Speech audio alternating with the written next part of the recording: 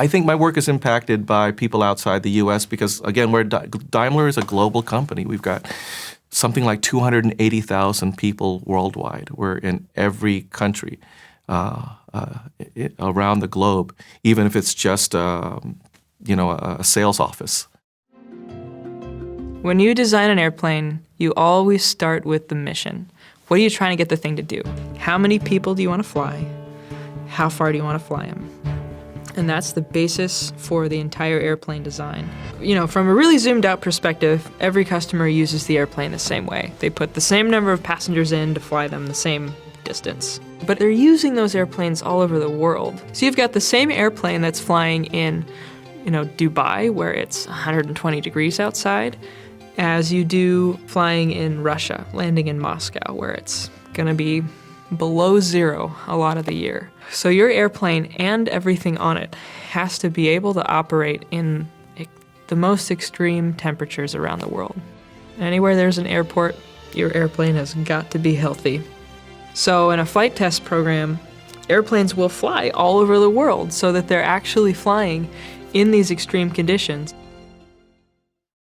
When I think about specific training for success in a global economy, there wasn't really any. And I think that might be even more true as we move forward because the economy and the globe is changing so fast. And with the internet, we've broken down so many walls that I think people are not anticipating the need. And so for students, it's a real challenge because they need to make sure that they acquire some background in that world in advance of entering the workplace.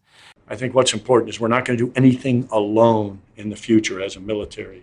We're going to look to do interagency, intergovernmental, multinational.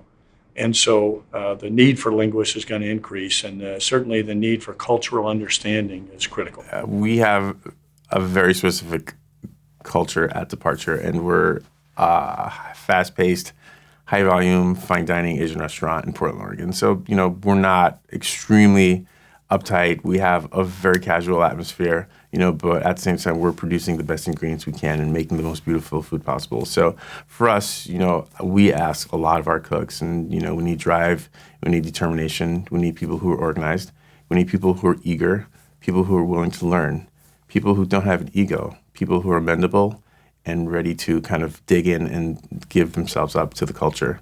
I actually think that and I've seen some statistics on this, that we actually have in manufacturing, we probably have greater cultural diversity than you do in many fields. As we're interfacing with clients, we're finding a larger and greater diversity of cultures and so forth that are actually both purchasing as well as running the companies that we're seeing. And they're bringing different perspectives to their organization as well. So we have to remain cognizant of that. And, again, it's just be open to change. My work is very much impacted by people and companies outside of the U.S.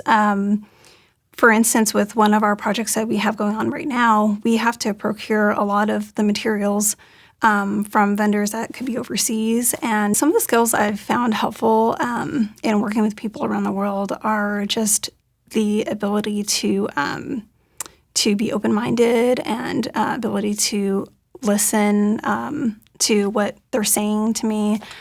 What we try to do is, because of our size, build upon the best of every country. So I'm in the truck group, on the commercial vehicle division, and the truck group in Europe has some of the same needs for fuel efficiency and safety that we have here. So what we do as NAFTA, as in North America, is take the technology that they're doing in Europe and we'll leverage that over here. So we'll work closely with our partners in Stuttgart and in Tokyo. Our hybrid office is in Tokyo. Or we'll work with our partners in Canada or all over the world. And we'll put teams together for people.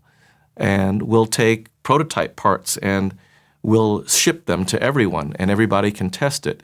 And we'll make sure that we're all on the same platform, we're all on the same understanding. And getting all these people together, of course, it leads to better ideas than if you're isolated.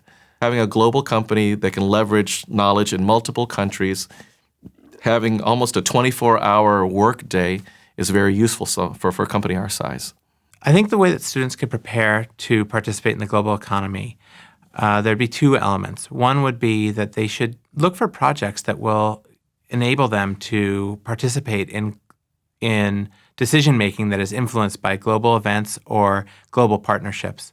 The second thing I would say is to not limit where their impact can be valuable, because different perspectives from different cultures, different backgrounds, different majors, different skill sets make a team stronger. So that looking to follow exactly the career path that maybe others have followed is one way you can go, but you can also think more laterally and think of how having a background in business could help a merchandising team, how having a background in engineering could help a planning team. Any of those kind of diverse approaches is really something that teams should be looking for. Right now we have soldiers in 152 countries around the world. They're out there preventing conflict, they're shaping, they're deterring those that would do us harm, and God forbid if the need arises, they can, and we have to go to war, they're better prepared to work with allies and multinational forces. And I think a huge part of that was trying to understand their culture better, not just coming in, if you will, as the ugly American, here's what we do and listen to us, we know everything. Which we can tend to get but understanding their culture, showing that respect, and it drew us closer together so that we really had a strong relationship. As we move forward, it's important to be able to learn from different cultures and to kind of just talk to people and ask them, what did you when you were growing up? Especially in the culinary arts, it's a gift to be able to, talk to, my Mexican coworkers and we had a Mexican pop-up dinner once and, it was really great to make tamales and, tell me how your grandmother made this mole, let's try to make it together, or, my Korean friends and, let's make kimchi together, how did your aunt make this kimchi? So it's really fantastic to be able to pull from the resources and just get to know people and just absorb their different cultures. I guess the one thought I would leave you with is to do your best to be able to walk a day in whoever that you're learning, that you have the gift and the privilege to be able to educate, would be to take the time to best understand what it would be a day to walk in their shoes. And I think if you have a true understanding and appreciation for what it's like for them and what their needs are and what their filters are to how they might see and experience the world, and how we have the gift as educators and facilitators to help people achieve things that they never thought were possible. And for that, it's an honor.